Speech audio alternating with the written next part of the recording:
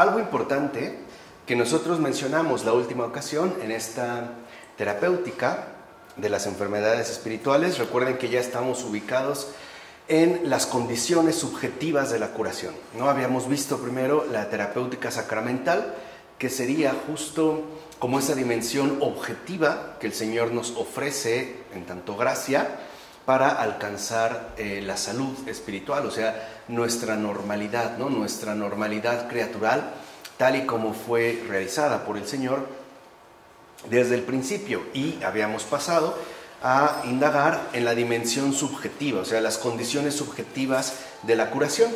Y decía que la última ocasión habíamos mencionado hacia el final un aspecto sumamente importante, y es el siguiente, que de hecho va a mencionar San Teodoreto de Ciro, que el médico de las almas no presiona a aquellos que no quieren aprovechar sus cuidados. Esto es muy fundamental porque ya expresa algo elemental. A pesar de que la gracia nos es ofrecida, incluso podemos decir que a pesar de que la gracia nos es dada por Dios sin restricciones o sin limitaciones, incluso podríamos decir sin condicionamientos previos, eso no significa que estamos obligados a corresponder a este ofrecimiento.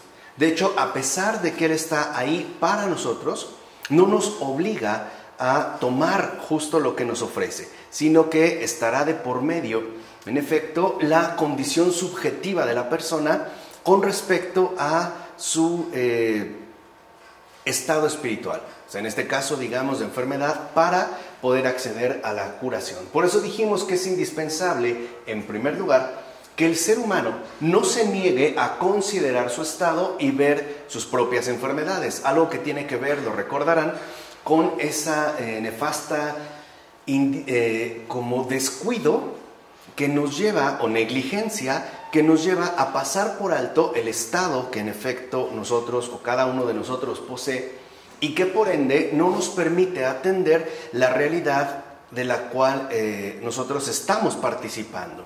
Esto es en un primer lugar, o sea, no ser negligentes y no negarnos a reconocernos tal y como estamos, o sea, en nuestra realidad humana tal y como es. Y además, que si esto se logra, o sea, que si se toma conciencia de ellas, ¿no?, de estas enfermedades, bueno, que no se niegue el llamar a aquel que puede remediarlas. O sea, ya pasaríamos pues del reconocimiento de las enfermedades que uno padezca a la invocación, pasar pues del reconocimiento a la invocación, o sea, la solicitud de auxilio por parte de aquel que en efecto puede remediar cualquier tipo de enfermedad.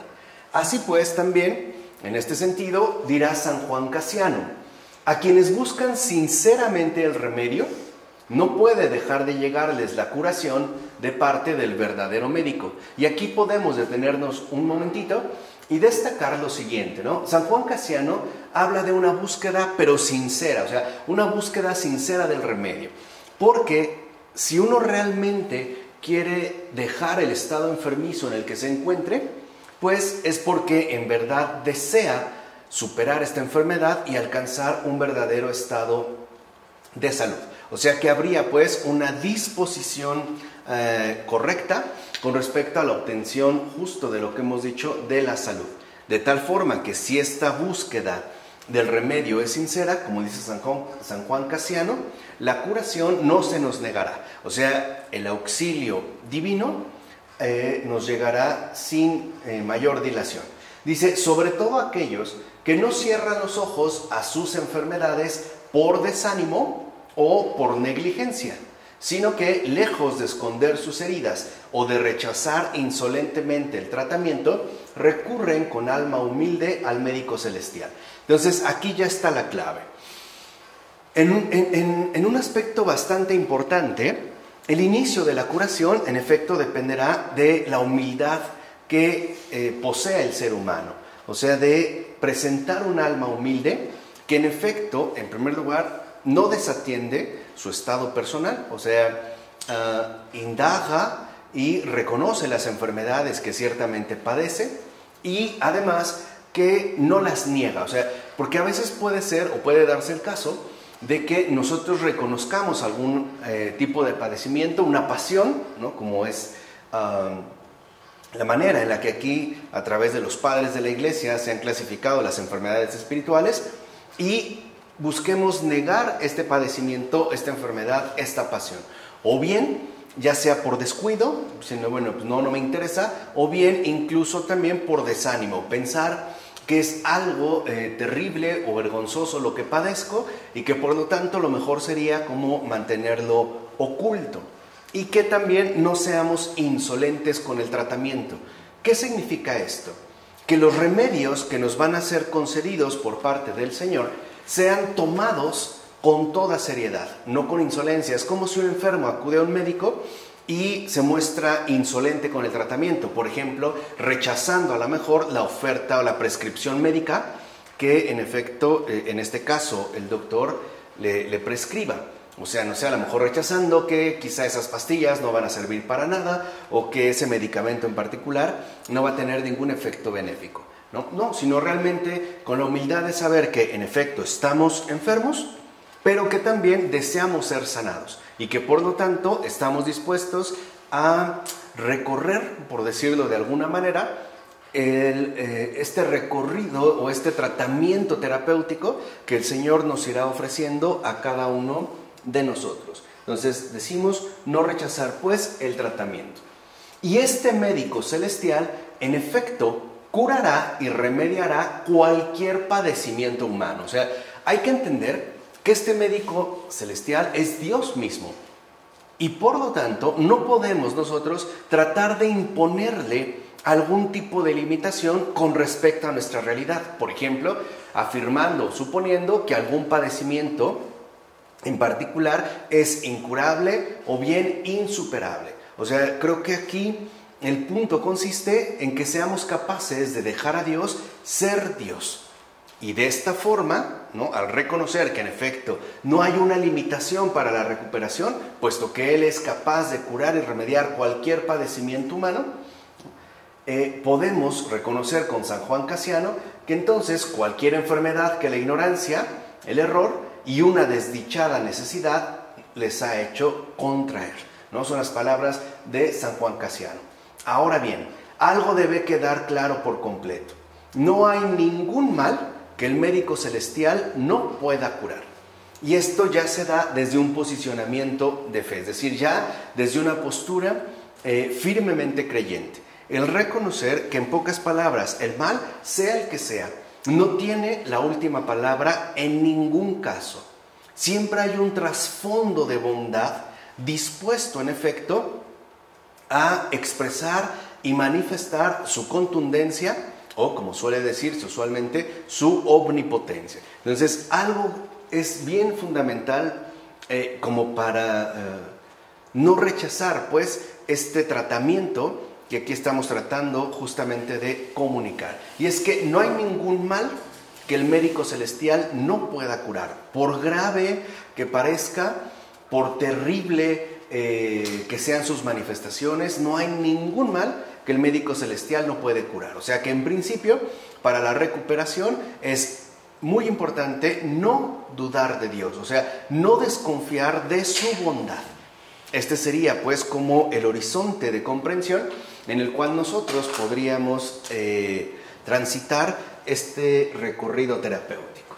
Basta, y esto es algo en lo que insisten los padres, con que el ser humano se acerque a Él y se ponga en sus manos con toda confianza, es decir, con fe y esperanza, para que se vea libre de su malestar, sea el que sea. Entonces, lo único que se pide es que nos pongamos con toda confianza en manos de Dios. Y cuando se habla de toda confianza, se está hablando de fe y esperanza. O sea, la fe que me hace reconocerle a Él como el único remedio eficaz para cualquier tipo de padecimiento que yo tenga, y con esperanza que también me conduce, por un lado, a aceptar su divina intervención del modo en el que Él lo exprese, pero también que me guía bajo una espera paciente para que este médico celestial realice su obra curativa, ¿no? Y volvemos a insistir, una obra curativa que no se ve superada por ningún tipo de malestar,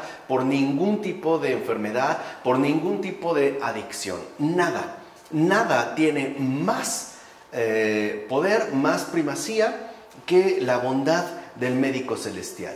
De hecho, como va a decir San Cirilo de Jerusalén, tus heridas no superan la habilidad del médico. O sea, hablando en este caso del médico celestial. Dice, limítate, por tanto, a darte a ti mismo con fe y cuéntale tu mal a Cristo.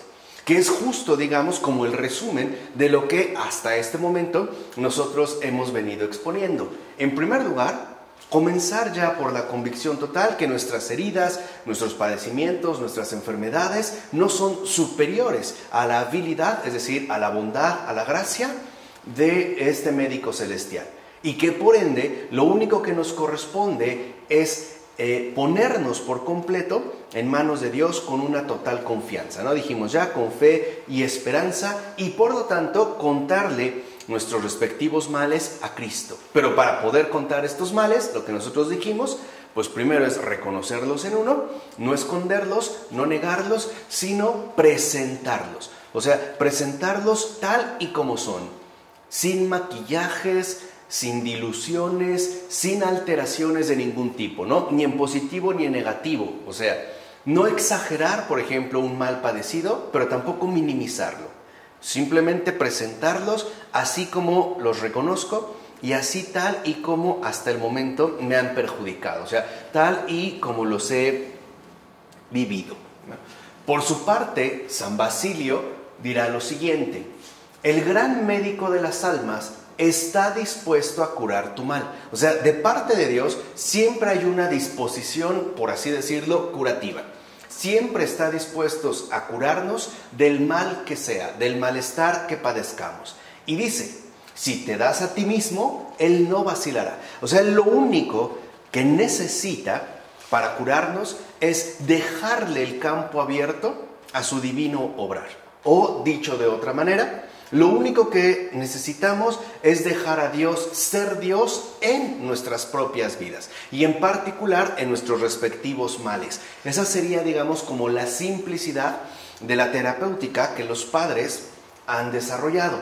San Macario, por su parte, recurriendo también a esta condición mínima de la curación, y lo subrayamos porque es muy sustancial, o sea, es realmente muy fundamental entender que la recuperación de nuestra condición caída, de nuestros respectivos males o enfermedades, depende en todo caso de una condición mínima de curación.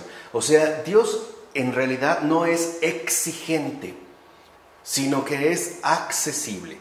Lo único que se requiere es esta condición mínima de la curación, que San Macario, pues, también, ¿no?, recurriendo a ella, dirá que si el ciego no hubiera gritado, si la hemorroísa no se hubiera acercado al Señor, no habrían sido curados. Entonces, lo que vemos es que, por ejemplo, para San Macario, algo resulta evidente, ¿no? El ciego de nacimiento no tiene que hacer obras extraordinarias o llamativas para alcanzar, en este caso, la curación de parte de Cristo. Lo único que hizo fue gritar, y con eso fue suficiente.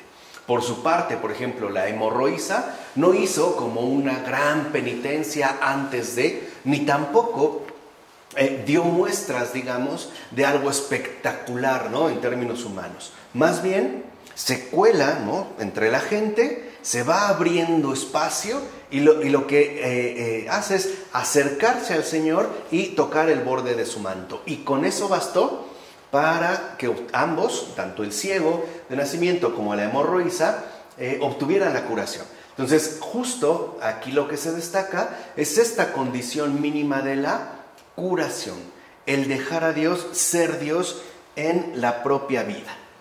Además, el propio San Macario subrayará que todo ser humano, hasta el más debilitado por la enfermedad, aun cuando nosotros consideremos que se trata de un caso humanamente perdido, está en condiciones de cumplir por lo menos esta mínima condición.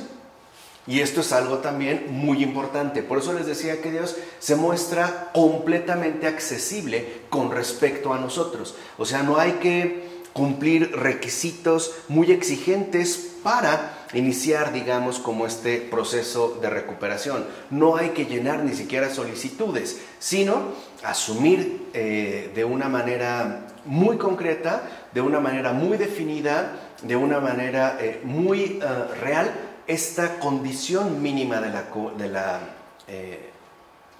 la curación. Pues, como dijera San Macario, si uno padece una enfermedad o tiene fiebre, su cuerpo está tendido sobre el lecho, sin poder realizar ninguna de las tareas de esta tierra.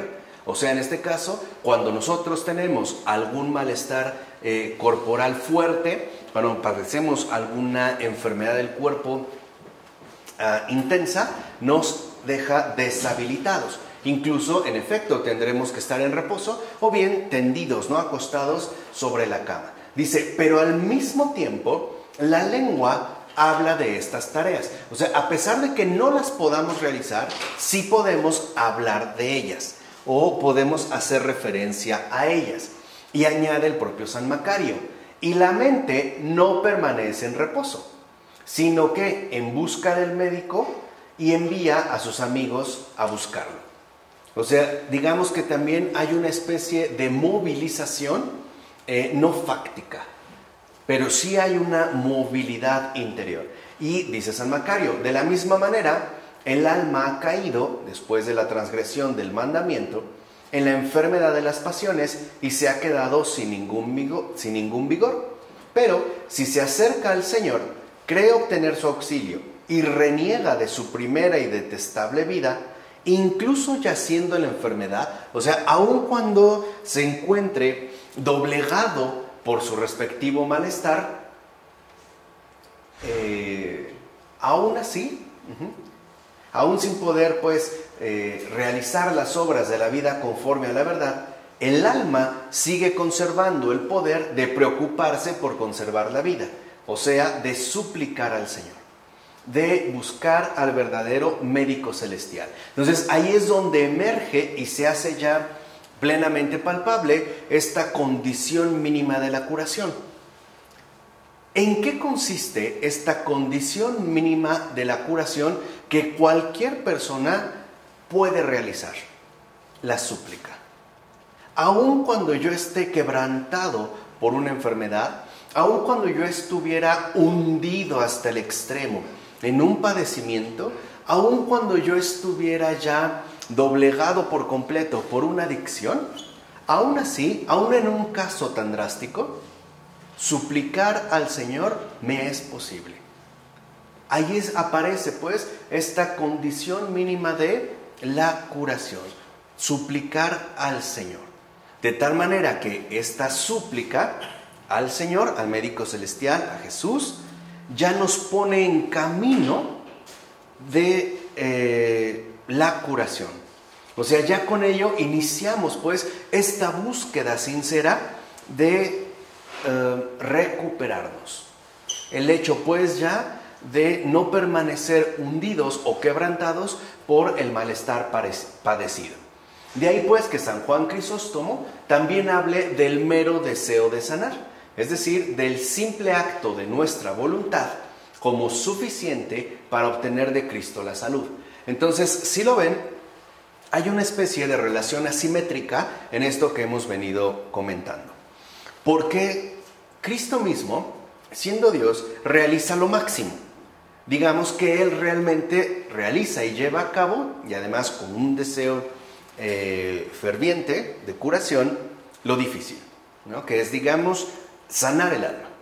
Y a nosotros, insisto en que es asimétrica, porque para establecer, digamos, esta relación, lo único que se nos pide es lo mínimo, o sea, en este caso, lo fácil, el mero deseo de sanar, que muchas veces se verá ya concretizado en una súplica al Señor. O sea, cuando uno suplica al Señor a partir, por ejemplo, de su condición sufriente y patológica, de ahí brotará. Entonces, lo que realmente se establece dentro de esta relación es un mínimo por parte del ser humano con un máximo por parte de Dios. Y con eso, por ejemplo, de lo que estaba convencido San Juan Crisóstomo, eso será suficiente para obtener de Cristo la salud. No hay que cumplir como con requisitos extremos o sumamente pesados. Por eso el Señor lo decía en el Evangelio de San Mateo, ¿no? Que aquel que esté cansado y agobiado por las cargas, que vaya a Él, ¿no? Que venga a mí. Mi yugo es suave, mi carga es ligera. Y aquí vemos que el Señor no miente, es la verdad. Incluso lo conserva dentro de su propio obrar. O sea, la propia acción de Dios se va a caracterizar por esta facilidad, por esta ligereza, por esta, incluso podemos decir, dulzura o suavidad con respecto a el obrar que también dirige hacia nosotros. Lo cual, ciertamente, debería entonces incitarnos a sanar el alma, lo mismo que intentamos sanar nuestro cuerpo. Además, un cuerpo cuyas enfermedades son menos graves, espiritualmente hablando, y cuya terapéutica implica muchos más cuidados. Y esto es cierto, o sea, esto es algo que los padres de la iglesia habían visto bien. Por ejemplo, las enfermedades del cuerpo, espiritualmente hablando, no son graves. Pero los cuidados que hay que prodigar al cuerpo, sí son muchísimo más laboriosos. Por ejemplo, desde antiguamente para bajar a lo mejor una temperatura, el poner lienzos, ¿no?, húmedos o el ungüento, la cicatrización, etc. Por eso va a decir San Juan Crisóstomo, los males del cuerpo no son siempre fáciles de curar, pero siempre podemos remediar fácilmente las enfermedades del alma. Ahí está como esta simétrica, ¿no? Mientras que a veces, con respecto al cuerpo, y lo veremos un poco más adelante, no encontramos resultados definitivos. E incluso los remedios son muy difíciles tanto de aplicar como de asimilar, o a veces hasta pueden acabar con nuestros respectivos ingresos económicos o con nuestro fondo de ahorro, qué sé yo. Son difíciles, pues, los males del cuerpo de llevar en tratamiento. Las enfermedades del alma, por el contrario, son sumamente fáciles de curar. Justo lo que mencionamos, basta esta condición mínima de la curación. O sea, este deseo de sanar y esta súplica dirigida al Señor para que esto en efecto se realice. Y añade, para las enfermedades corporales hay que tener remedios y dinero. Bien, o sea, ya lo decía el propio San Juan Crisóstomo, hay que tener remedios. Por ejemplo, ¿qué sucede hoy cuando emergen o salen a la luz nuevas enfermedades que resultan ser incurables? El problema real no es la enfermedad, el problema es que no se cuenta con el remedio adecuado, ¿no? O a veces algunos dirán que sí se cuenta con el remedio adecuado, pero están haciendo un lucro, ¿no?, oscuro, un negocio negro, literalmente un comercio oscuro con las enfermedades. Pero además de ello se requiere dinero. O sea, hay que tener los remedios, pero también dinero. Hoy en día lo sabemos por experiencia propia de una manera bastante drástica. Simple y sencillamente que caros son los medicamentos. ¿No? Hay medicamentos que son extremadamente caros y que además se presentan como los únicos remedios posibles para un determinado tipo de enfermedad. Por ejemplo, hay personas que lamentablemente toda su vida trabajaron, todavía y por fortuna alcanzaron una liquidación o a lo mejor una jubilación y empiezan los achaques debidos a la edad, al cansancio, al desgaste, y ese poco de ahorro que pudieron recibir se les van en medicinas. Hoy es una tragedia, ¿no?, para la gente adulta mayor, en general para cualquier persona, o los que tenemos hijos. Que un niño padezca una enfermedad difícil de tratar y veremos cómo los ingresos van a desaparecer. Incluso vendrán también casos dramáticos de endeudamiento o de intentos desesperados por mantener una solvencia. Y no estamos hablando ya de un estatus de vida, estamos hablando del tratamiento de una enfermedad corporal. O sea, esto ya desde esos tiempos, siglo IV, por ejemplo, en el que escribe y vive San Juan Crisóstomo, ya se conocía. O sea, ya se sabía que para las enfermedades corporales hay que tener remedios y dinero. Dice, pero la curación del alma no exige ni trámites ni gastos. Es gratis, o sea, no hay que invertir. Dice, ¿cuántas fatigas para cerrar las llagas del cuerpo? A veces para alcanzar una cicatrización, una recuperación, una persona tiene un accidente y a lo mejor queda, no sé, incapacitado corporalmente, y luego viene la rehabilitación, ¿no? Cuánto gasto, cuánto trabajo, etcétera. Dice, pero para el alma no hay nada de esto. Basta con querer, con desear y todo vuelve al orden. Esta porción de nosotros mismos, la más preciosa, la más necesaria, podemos decir, la más importante, ha querido el Señor que podamos curarla fácilmente. Ahí es donde vemos como esta accesibilidad, ¿no? Que el Señor mismo también nos brinda, incluso en relación con las enfermedades.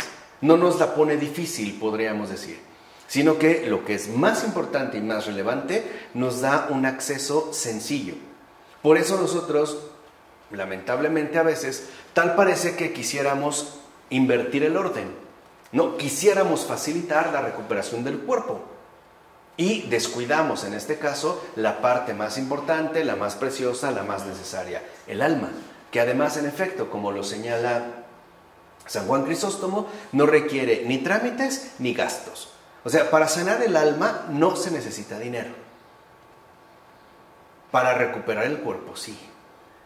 Y mientras mayor sea el deterioro corporal, mayor será la cantidad de dinero que habrá que gastar. O sea, ahí sí hay como una proporcionalidad, ¿no? No es lo mismo un catarro, por ejemplo, que un cáncer, dependiendo a veces de los remedios o los tratamientos que uno adquiera, pero con el alma no es así. O sea, el Señor ahí nos la pone fácil. Y continúa San Juan Crisóstomo, sí, tan fácil que podemos acceder a la curación del alma sin gastos y sin dolor, cosa que en el cuerpo no se puede. Dice, cuando se trata del cuerpo, no escatimamos en nada. Es curioso, ¿no? Nuestro modo de comportar. Gastamos mucho, llamamos al médico, soportamos los sufrimientos incluso más crueles y sin embargo sus enfermedades no tienen nada de nefasto. Recuerden que en el tiempo en el que está escribiendo San Juan Crisóstomo, por ejemplo, pues no hay anestesias. Muchas de las curaciones realizadas pues eran terriblemente crueles. Y la gente estaba dispuesto a soportarlos porque se trata del cuerpo. Dice, pero al alma la despreciamos. Y eso que no es cuestión de dinero. O sea, imagínense si costara. No, pues la repudiaríamos. O sea, si así que no es cuestión de dinero, nosotros la despreciamos. Y añade, sí, el alma no es cuestión de dinero, ni de tener que perturbar el descanso de nadie, ni de tener que soportar ningún dolor. Porque algo es cierto, la enfermedad corporal siempre implica el perturbar el descanso de alguien más, incluido el propio, ¿no? O mejor dicho, además del propio. Por ejemplo, cuando una persona está hospitalizada y es necesario que haya alguien presente, pues empiezan a turnarse las personas, ¿no? Hoy me quedo yo, mañana tú, luego en el día, y conforme se vaya alargando la estancia, iremos viendo también el desgaste de toda una multitud. Más, ¿no?, los dolores emocionales de ver al paciente de esta manera, más lo que implican los gastos, luego tener que comer algo, lo que sea, ¿no? El comprarse, no sé, hasta algo tan básico como un cepillo dental o un agua o qué sé yo, y se causa, digamos, como esta afectación generalizada. Dice, de hecho, en el alma solo basta una resolución, un simple acto de voluntad para devolverle la salud. Y ahí vemos entonces lo que el Señor nos pide, un simple acto de la voluntad, un querer sanar por Él.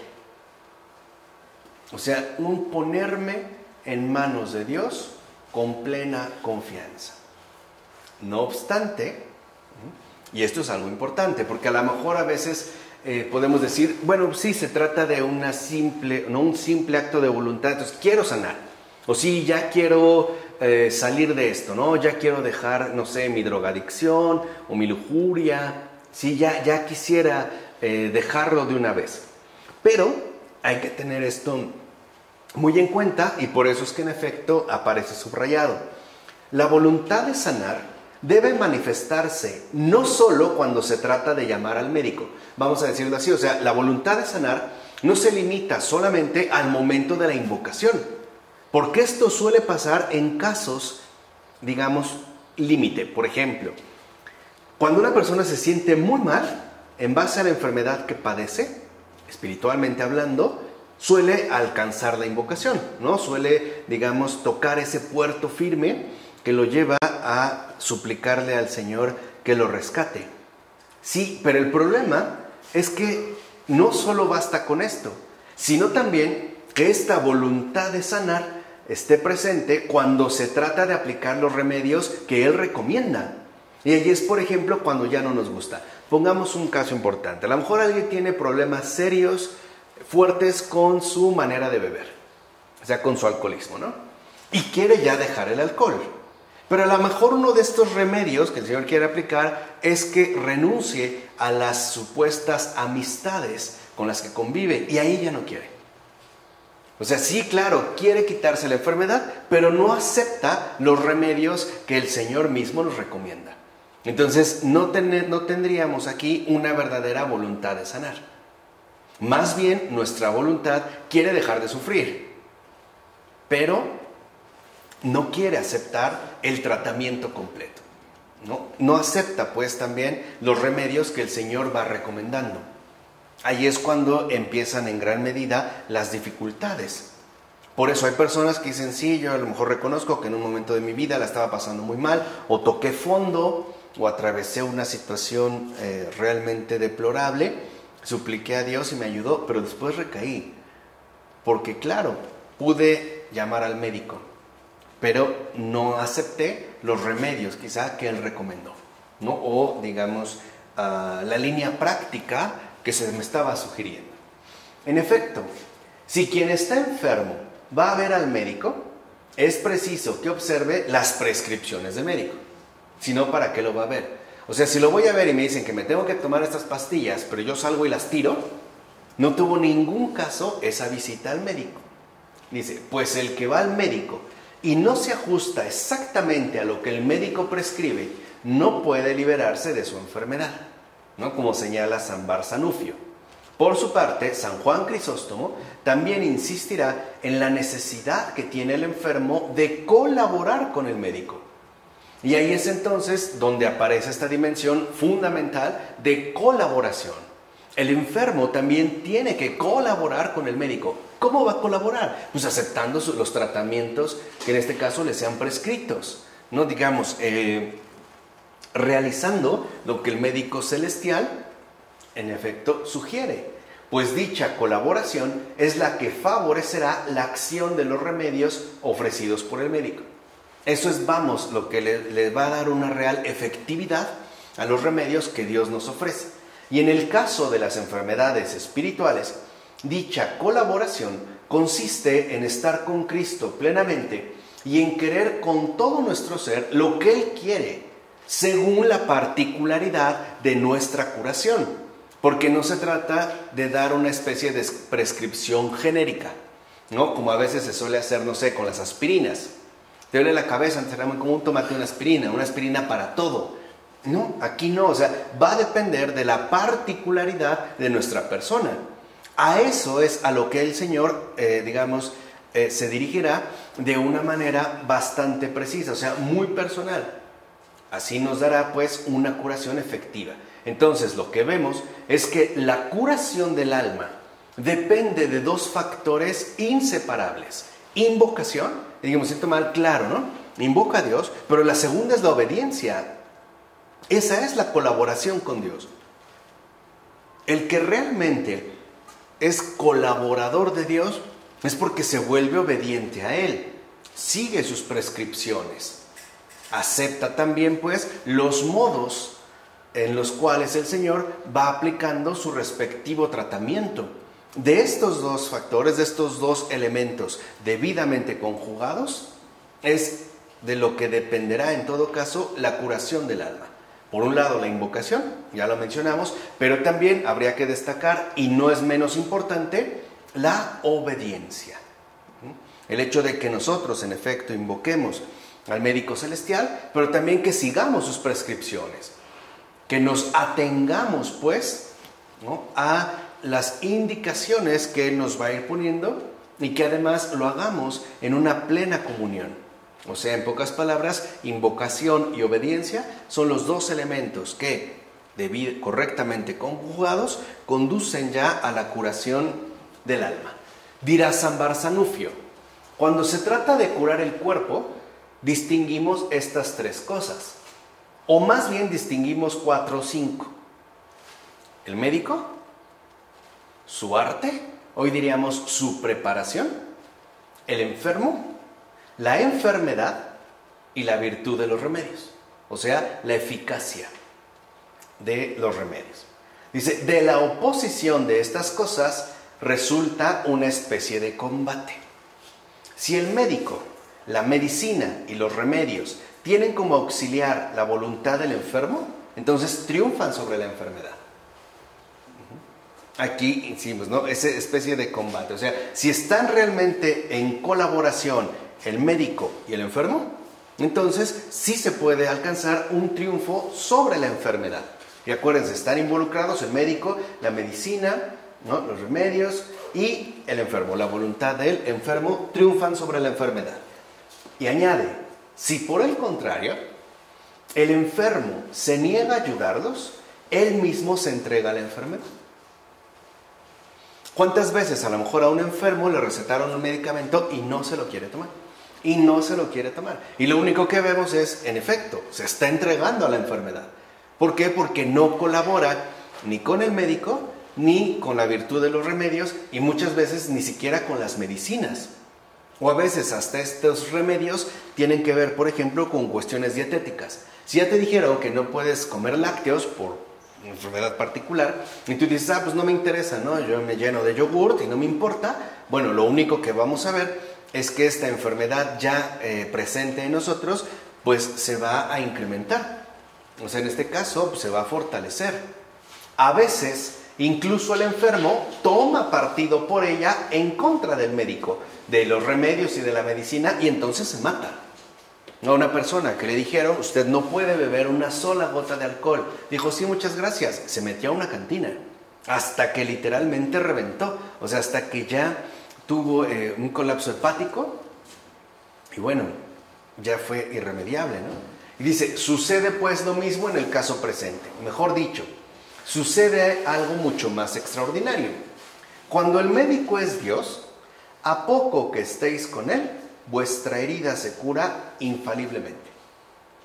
O sea, basta pues una invocación pequeña pero sincera y una obediencia pequeña pero constante para que nuestra herida se cure infaliblemente. O sea, para que realmente experimentemos en carne propia la curación que Él nos ofrece, ¿no? Invocación y obediencia.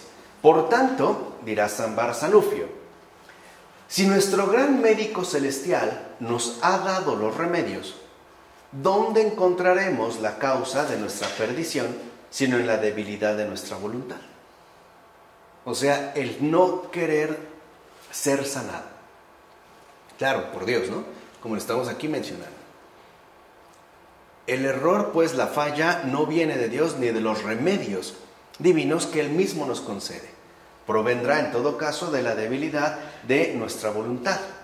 Ciertamente, el ser humano manifiesta su voluntad de sanar al cooperar personalmente con la terapéutica divina a través de las 5 actitudes espirituales fundamentales. Ahorita vamos a ver una por una. Pero ahí es donde se manifestaría esta voluntad de sanar, esta cooperación con el Señor en orden a la curación que estamos buscando alcanzar o que queremos, en efecto, que Dios realice en nosotros, es decir, cuando realmente nos involucramos con Él.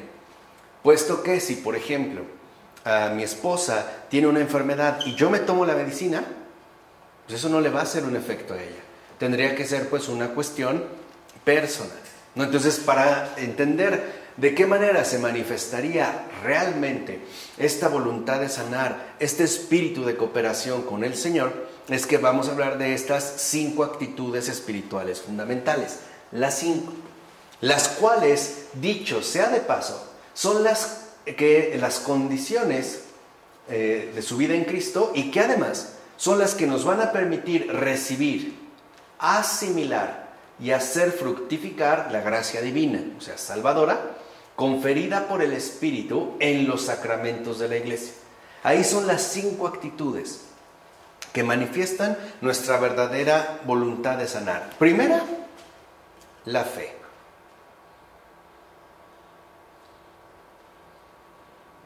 Si yo he estado buscando el remedio a mi enfermedad espiritual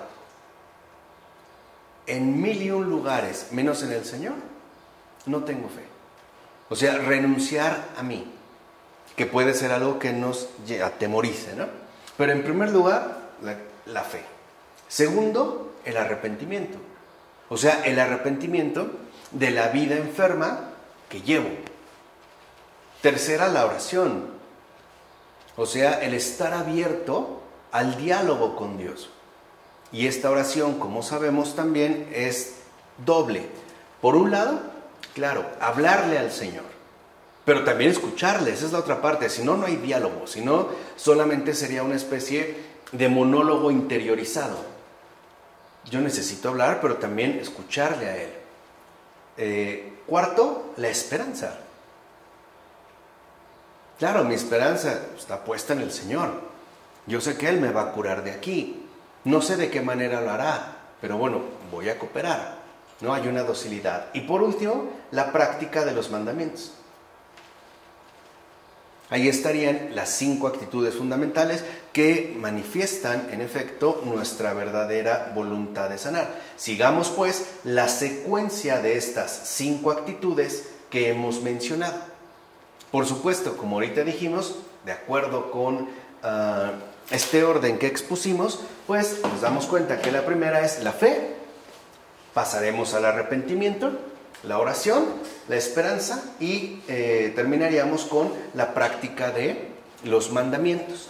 Así damos paso al remedio de la fe. En este caso, lo que emerge en un primer momento es el remedio de la fe.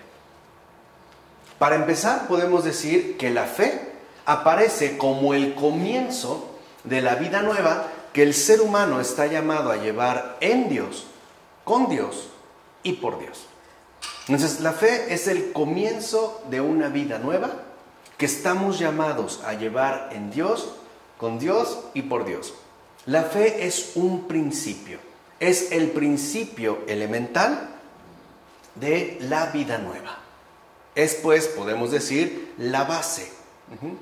De hecho, la fe es el motor más poderoso del que uno puede disponer para llevar a cabo tal llamamiento. O sea, para que yo pueda responder al llamado que Dios me hace, requiero de la fe. Es lo único que me pone en marcha y en camino hacia ese destino, ¿no? Hacia hacia esa orientación. Esto solamente se puede hacer por medio de la fe, ¿no? Sería el motor principal para que yo pueda responder ante tal llamamiento. La fe, entonces, es la condición primera para la curación. Aquí aparece la fe, o sea, la fe es la condición primera para la curación. Y ojo, tanto para quien no ha sido todavía bautizado, como para aquel que, tras haberlo sido, ha recaído en la enfermedad.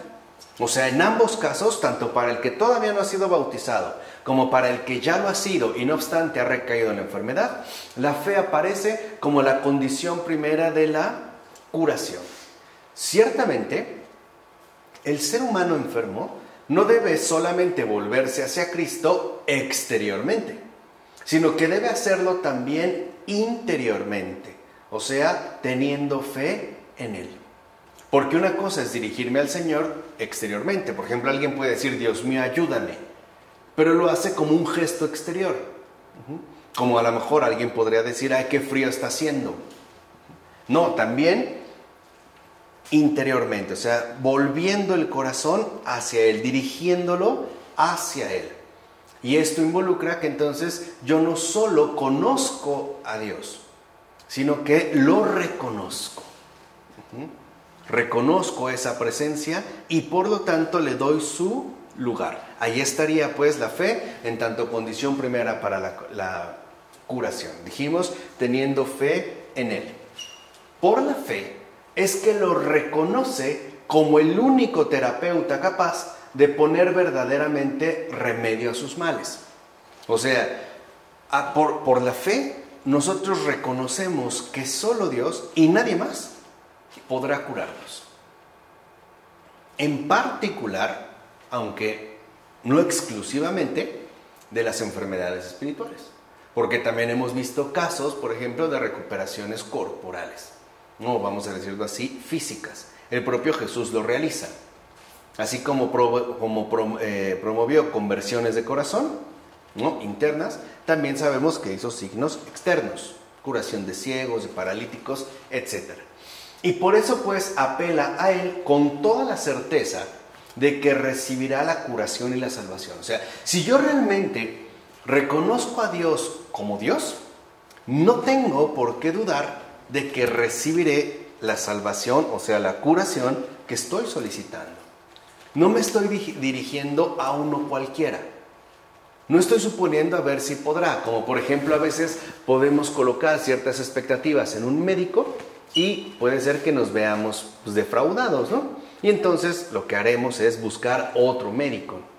O a veces, no sé, nos las pasamos en una especie de peregrinaje hospitalario, ¿no? Vamos de hospital en hospital hasta que encontremos como que el remedio adecuado.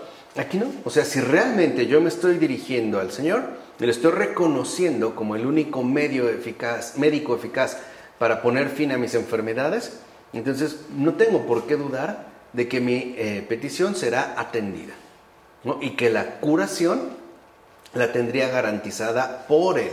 Ahora, esta actitud, porque en efecto se trata de una actitud, supone al principio un esfuerzo del hombre caído para superar el estado de negligencia o hasta de indiferencia con respecto a su estado de decadencia espiritual.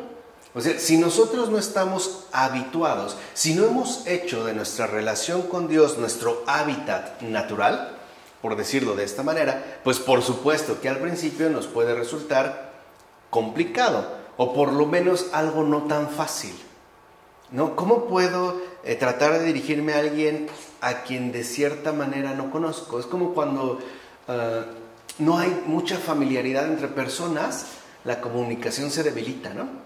Tienden a imperar más bien los espacios prolongados de silencio, o uno se vuelve como introvertido, y nos es difícil como incluso comportarnos como lo haríamos de manera normal. Pero es debido a eso, o bien por indiferencia o bien por negligencia. O sea, estaríamos deshabitados, ¿no? De fondo, la dificultad consiste en superar esa honda resistencia y oposición a la gracia terapéutica y salvadora de Dios. Ese es el problema. O sea, hay una honda resistencia, hay una especie de rechazo, hay un contra que el ser humano suele mantener con respecto a la gracia terapéutica y salvadora de Dios. Pareciera que primero buscamos ponernos en manos de cualquiera antes que de Dios. Incluso parece que para muchos Dios sería el último recurso disponible. Primero habría que agotar todas las posibilidades.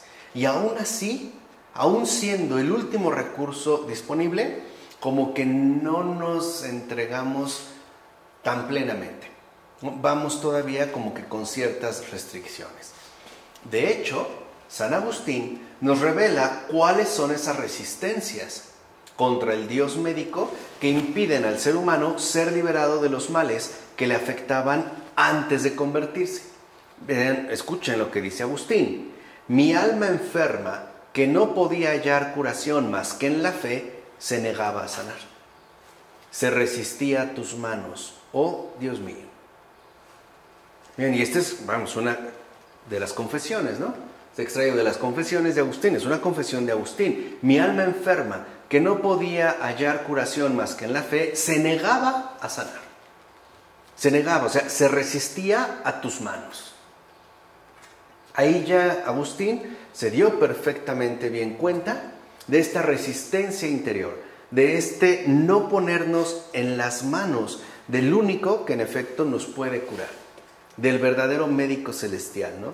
Mi alma se negaba a sanar, incluso como que rechazaba el auxilio, ¿no? O tendemos a rechazar el auxilio que Dios nos va ofreciendo. Como que hay esta especie de un perfil extraño que podríamos decir como una especie de contradios interior en el alma del hombre caído, ¿no? Como que en efecto nos negamos a sanar, nos resistimos a sus manos. No obstante, aunque la fe implica siempre el deseo y sobre todo la voluntad del ser humano, y por eso puede definirse como un asentimiento voluntario del alma, o sea, en este caso, pues la fe también puede definirse por lo que implica como un asentimiento voluntario del alma.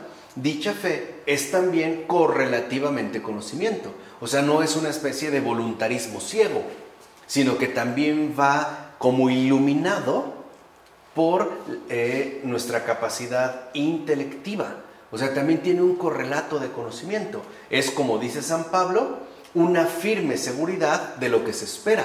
Claro, ahí me mantengo pues en este asentimiento voluntario del alma, pero también una demostración de lo que no se ve.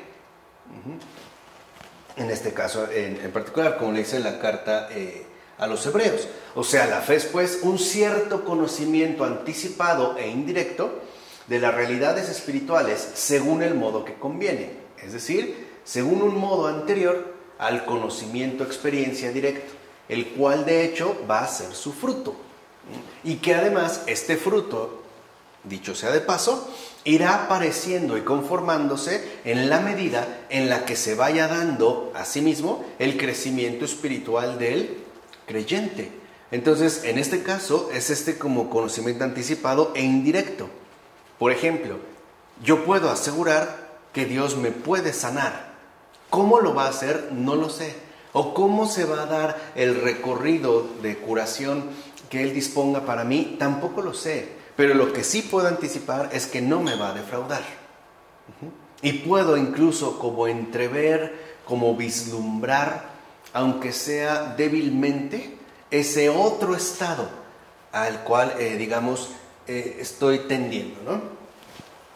La fe es entonces el conocimiento que el ser humano adquiere por la adhesión voluntaria de su inteligencia y de todas sus demás facultades a la verdad revelada por el Espíritu Santo a los humanos, es decir, por medio de la palabra y vida de Cristo y por el testimonio de los apóstoles, de los profetas y de los santos.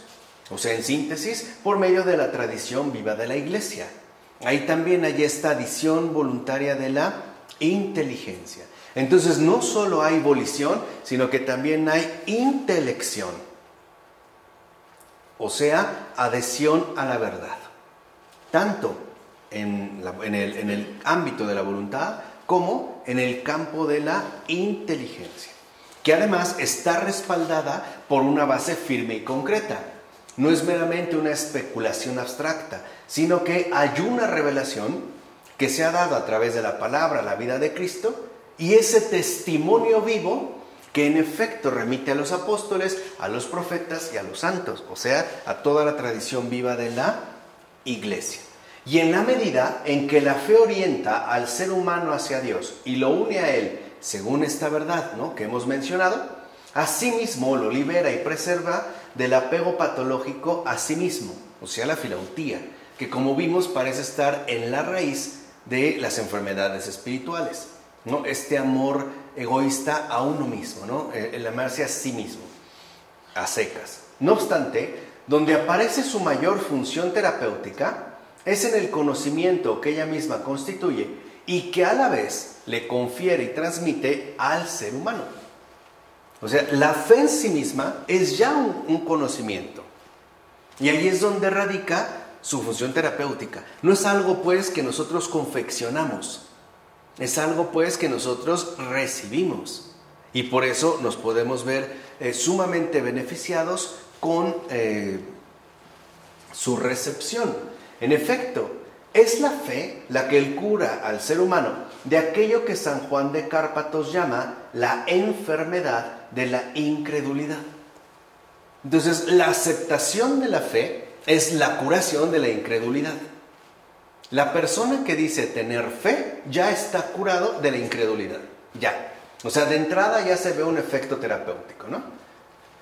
Después de haber caído enfermo por haber ignorado a Dios, el ser humano recobra la salud al reconocerlo de nuevo por la fe. Entonces, ya en principio, la fe nos libra de aquello que, como llamar a San Juan de Cárpatos, sería la enfermedad de la incredulidad.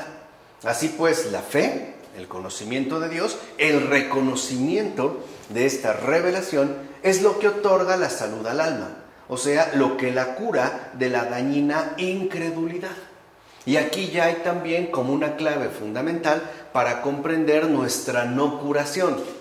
Y es que pueden haber aún ciertos rastros de incredulidad en el fondo del corazón.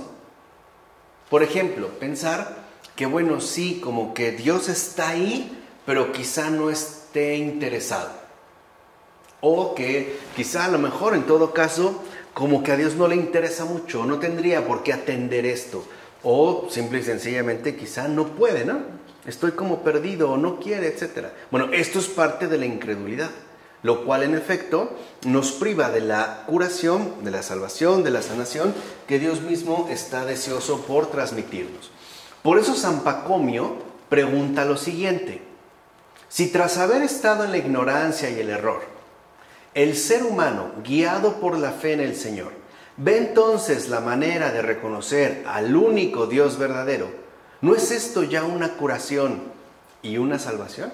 O sea, no el simple hecho de reconocer al Señor como Dios, ¿no ya nos conduce a una curación y a una salvación? ¿No ya nos ha librado de ese inmenso obstáculo que se llama la enfermedad de la incredulidad? Que sería como la privación de la salvación. El problema con el incrédulo no es que niegue la existencia de Dios, es que se priva a sí mismo, debido a esta enfermedad, de esta salvación que Dios le ha ofrecido y que de hecho le sigue ofreciendo, y que como vimos, ¿no?, con San Teodoreto de Ciro, no recuerdo, el Señor brinda su gracia, pero no nos obliga a recibirla. Ahí ya entra, lo hemos comentado en otras ocasiones, pues el drama de nuestra libertad. Además, por la fe, todos los conocimientos falsos que había en el alma y que constituían en ella un verdadero foco de infección son eliminados. Si no, pregúntele a un converso, por ejemplo a un John Henry Newman, uno de los grandes faros, ¿no?, para la humanidad contemporánea, que en un momento de anglicanismo serio, comprometido, pero no por ello menos erróneo, decía, no sé, que la iglesia era como una especie de mosquerío, algo incluso como la sede del anticristo, o sea, las típicas afirmaciones protestantes, ¿no?, del Papa, etc. Y después cómo él se da cuenta de que esos conocimientos eran realmente falsos, o sea que su alma estaba infectada del error. Y además quienes lo ayudaron a salir pues fueron los propios padres de la iglesia, ¿no? Cuando el gran Newman decide mostrar, y más bien demostrar, que la iglesia anglicana es la única que ha permanecido fiel a la tradición apostólica y por ende la iglesia católica es la ramera de Babilonia, ¿no?, la sede del anticristo, etc. Cuando decide hacer eso, pues tiene que revisar, o sea, tomarse en serio la historia, ¿no?, el acontecer vivo de la iglesia. Y lo que descubre, para su sorpresa, y ese va a ser como el gran descubrimiento, digamos, su gran acceso a la vida auténtica de fe, según la verdad, o ya en la verdad, son los padres de la iglesia, y descubrir que en realidad la iglesia anglicana no es más que una especie de alargamiento, una traslación de una herejía, y que la única que realmente se había mantenido fiel a Jesús y a la tradición apostólica pues era la iglesia católica. Y esto además va a provocar en él una seria crisis de conciencia, porque por un lado el aceptar que estaba en un error no es sencillo, y además aceptar que estaba equivocado y reconocer públicamente la verdad tampoco era algo nada fácil. O sea, el reconocer que, bueno, en conciencia ya le había quedado claro dónde estaba la verdad, ya se había desinfectado de estos falsos conocimientos adquiridos, y solicitar incluso su ingreso a la iglesia católica, pues no fue de la noche a la mañana, ¿no? Sabemos que llevó un proceso bastante largo, bastante difícil, sobre todo para Newman, pero bueno, de un esplendor cuya luminosidad quizá apenas empezamos a ver algo. Creo que todavía falta el gran resplandor de un Newman en el mundo contemporáneo. Pero bueno, en consecuencia, todas las facultades intelectuales del ser humano se purifican, se sanean y vuelven de nuevo a la sabiduría, conforme a la verdad que ciertamente atestigua el funcionamiento normal de la dimensión intelectual humana, o sea, nuestra inteligencia sana. Por eso San Teodoreto de Ciro observará que el Señor, mediante su enseñanza, llena de sabiduría a personas que antes tenían aspecto de chiflados y locos, con, digamos, su enseñanza, ¿no? Con su sabiduría. Además, por la fe, el hombre percibe el verdadero sentido de su existencia, ya que se libera de las ilusiones y los extravíos que engendraba su ignorancia de la verdad y, por ende, también de la vida, ¿no? Uno queda exento ya de esos extravíos en los que estábamos inmersos. O sea, una vida antes tan llena de un sentimiento de absurdo, de angustia, de temor y hasta de desesperación, que de manera continua y quizá permanente se experimentaba a cada momento, ¿no? Ya hay una verdadera liberación, o sea, hay un alivio recibido. De hecho, el ser humano abandona los vaivenes de una vida inestable y cambiante para entrar por fin en la vida inmutable, como dijo San Gregorio de Niza, lo cual, dicho sea de paso, permite que el ser humano encuentre la paz y la estabilidad que tanto anhela y necesita. Y esta paz y estabilidad se verá instalada en todas las dimensiones de lo humano, en lo afectivo, en lo emocional, en lo intelectual, etc. Vendrá pues esta paz y esta estabilidad. Asimismo, la fe anula el sometimiento a la duda que el ser humano suele experimentar de manera dolorosa, porque cuando uno, en efecto, padece la duda, uno no queda exento de una experiencia dolorosa. Al final, la duda también conlleva sufrimiento. O sea, como dijera San Barzanufio, la enfermedad triunfa sobre aquel cuya fe vacila. Que, como vimos, ¿no?, le abre la puerta a la duda. Por eso, retomando al gran Newman, para Descartes algo parecía evidente, ¿no? Hay que dudar de todo. Pero implícitamente lo que dijo Descartes es, sí, hay que dudar de todo menos de uno mismo. Y lo vemos en sus meditaciones cartesianas, ¿no? En un fondo de locura impresionante. O sea, puede dudar de todo, de que es su cuerpo, pero no de que está pensando. O sea, hay que dudar de todo menos de uno mismo. Newman invierte, porque se da cuenta ya Newman, a partir de su conversión, en efecto, la duda abre a la vacilación y por ende a la debilitación. O sea, nos priva de esta paz y de esta estabilidad que ahora él ya ha experimentado. Para Newman la cosa era justamente la contraria, y yo, por supuesto, estoy de acuerdo con Newman. El gran Newman decía, no hay que dudar de todo, hay que creerlo todo, ya después iremos viendo. Pero en principio, yo no puedo, pues, estar sometido a esta vacilación, porque si no, esto implicaría el triunfo de la enfermedad.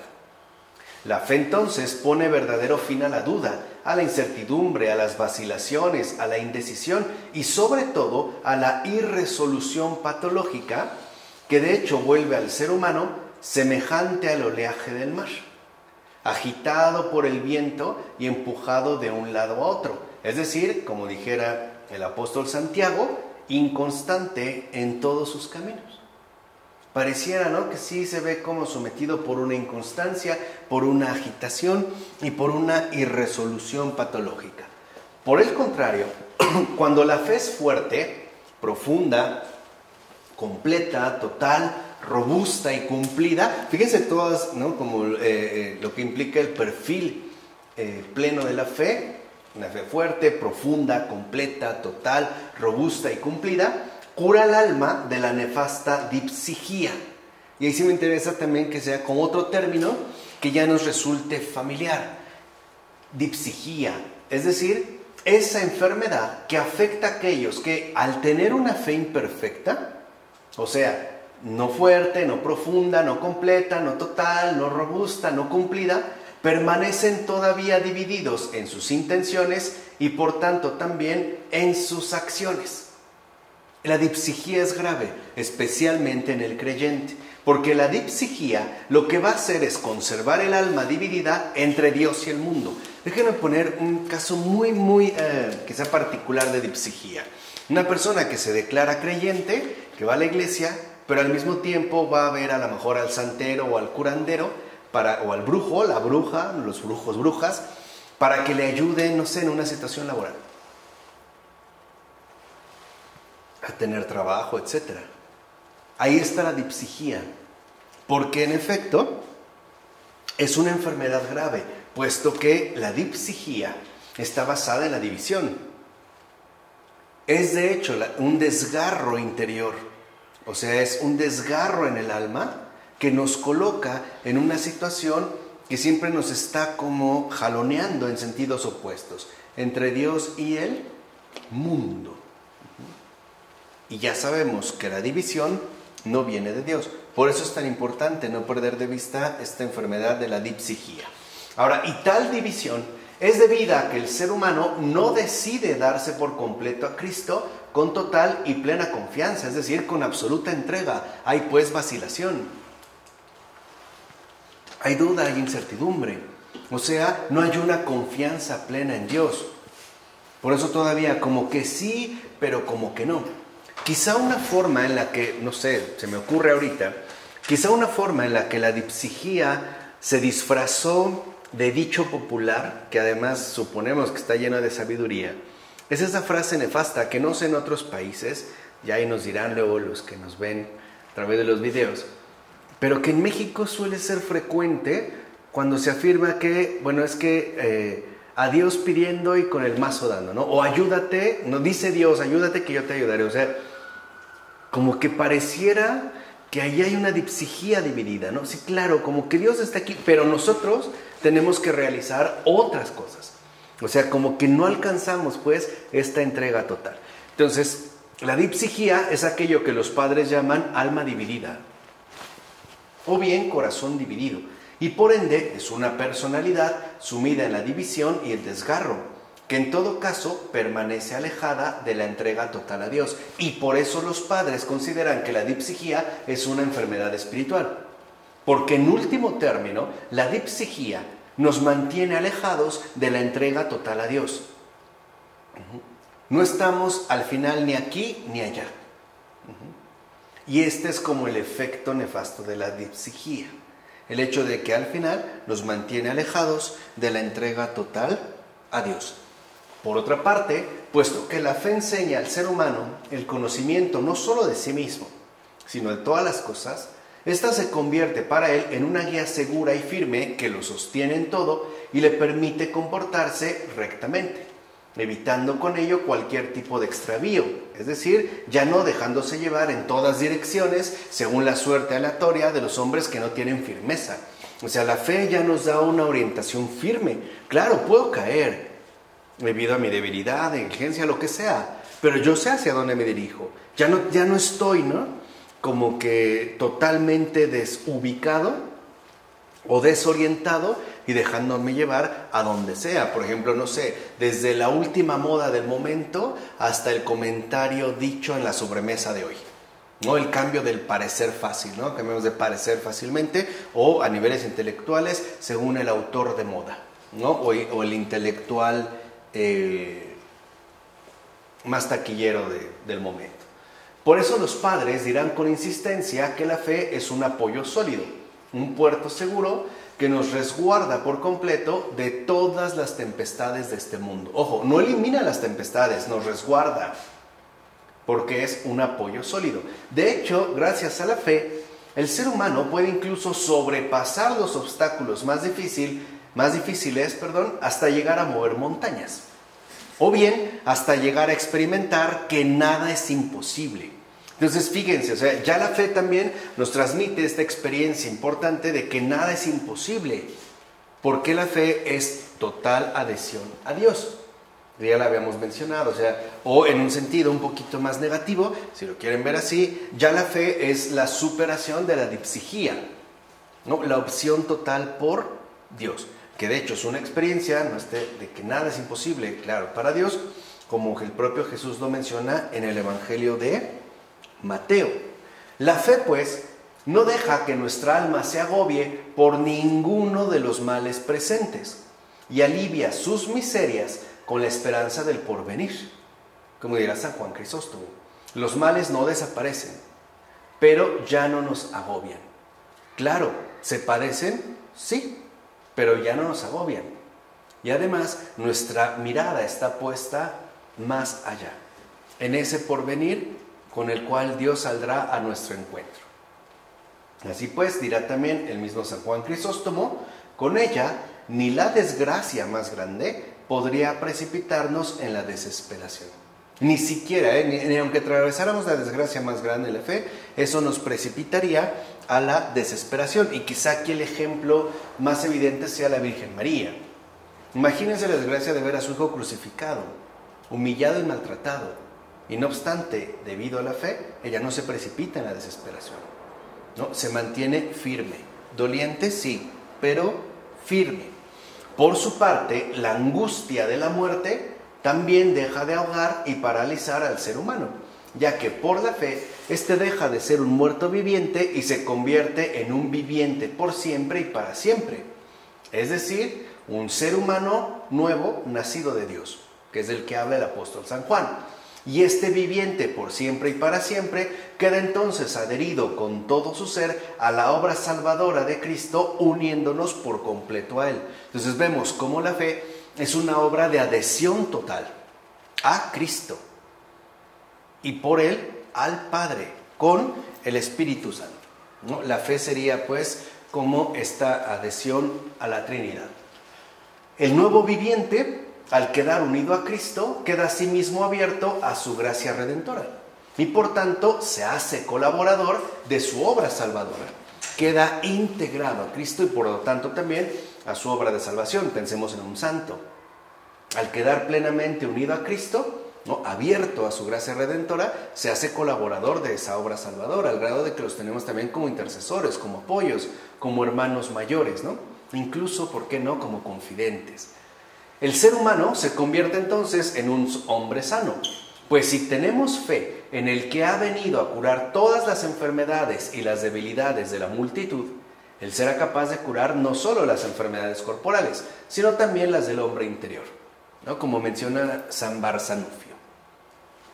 La fe entonces aparece como uno de los lazos de la salud y la salvación, como le llama San Clemente de Alejandría, ya que, como reconociera en su momento San Agustín, yo podía ser curado si creía. O sea, la fe es el remedio de la enfermedad. Por su parte, San Teodoreto de Ciro dirá, Dios viene en ayuda de los que desean ser curados, dándoles la fe. Entonces, lo que vemos es que los que desean ser curados, Dios mismo viene en nuestra ayuda, ¿no?, a partir de otorgarnos la fe, ¿no?, la curación de la incredulidad. No obstante, es necesario saber, por supuesto, que en la fe hay muchos grados. O sea, no es algo automático, ¿no? O sea, que media una gran distancia entre sus primeras manifestaciones y su culminación, entre el esfuerzo por creer en lo que no se ve y el asentimiento de total certeza. Uno puede leer la gramática del asentimiento de John Henry Newman, y lo que veremos explicado ya es esto.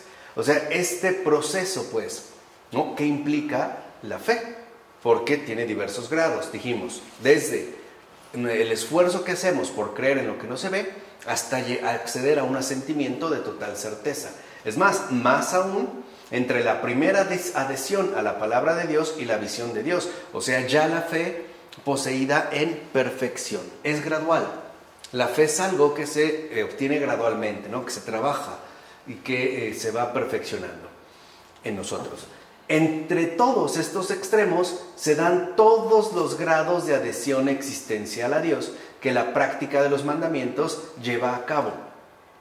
Entonces, cuando se habla de que la fe tiene grados, o hay quienes hablarán de grados de perfección, están hablando de grados de adhesión existencial a Dios. Ahora bien, el que cree, pero permanece espiritualmente enfermo, es aquel que no tiene más que una fe desnuda, es decir, sin las obras de los mandamientos. Y semejante fe no es suficiente para recibir de Dios la curación. Habría pues entonces que encarnarla, realizarla en los mandamientos, pues como subraya San Macario, quien no se acerca al Señor y no le suplica con la plena certeza de la fe, no obtiene la curación. En efecto, porque cuando el ciego y la hemorroísa fueron curados de inmediato gracias a su fe, nosotros no hemos llegado todavía a ver realmente y no nos hemos curado de nuestras pasiones secretas. Esto se debe a nuestra falta de fe, o sea, a nuestra vacilación. Allí hay como un ingrediente muy importante que es la vacilación. Dice, y también porque no amamos al Señor con todo nuestro corazón y porque no creemos verdaderamente en Él. Por eso estamos, ¿no? Como totalmente desperdigados en otros rumbos. Por eso no hemos obtenido aún la curación espiritual y la salvación. Creamos pues en Él, acerquémonos verdaderamente a Él, para que Él obre rápidamente en nosotros la verdadera curación. O sea, en este caso habría ya que renunciar a la vacilación. Y la manera de hacerlo será en primer lugar a través del remedio del arrepentimiento, que es lo que veremos la siguiente ocasión. Pero con esto nosotros ya cerraríamos la primera de las 5 actitudes fundamentales que manifestarían nuestra verdadera voluntad de sanar. Y que, como recordarán, fue justamente el remedio de la fe. ¿De acuerdo? Vamos a dejarle hasta aquí. En nombre del Padre, del Hijo, del Espíritu Santo. Amén.